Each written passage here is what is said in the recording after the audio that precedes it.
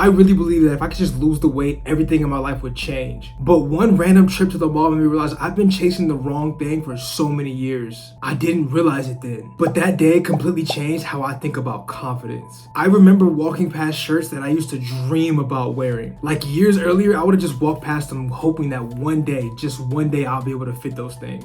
And then one day they did, and I was walking into the dressing room with the shirt that I finally could wear. I put the shirt on, I looked in the mirror, and I finally thought to myself, dang, I actually did it. And then of course, here comes the devil, right? Your shoulders are too small, your arms are too small. So I was like, okay, cool, they are. Maybe I'll just grab another shirt. So here we are, a different shirt, the same mirror, the same thoughts. And then I was like, maybe it's this shirt too. So then I grabbed another one and another one and another one and another one. And in that moment, I knew I felt off.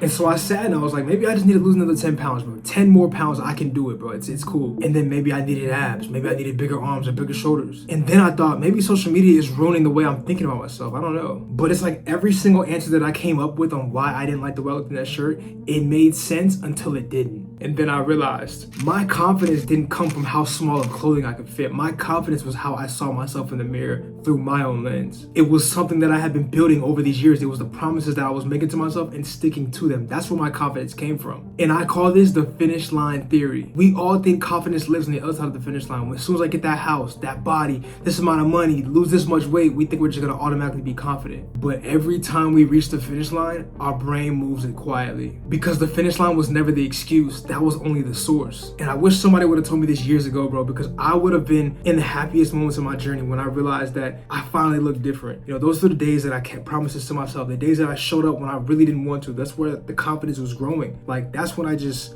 was in my bag, but I just couldn't see it yet. So my message to you is that maybe your confidence isn't waiting for you someday. Maybe it's being built in this very moment. So if this is you, or if this made you even think a little bit differently, let me know down in the comments of what you're going through. So if that's something you would enjoy, make sure you hit that like and subscribe button. It's your boy Trey Huberman, and I'm out.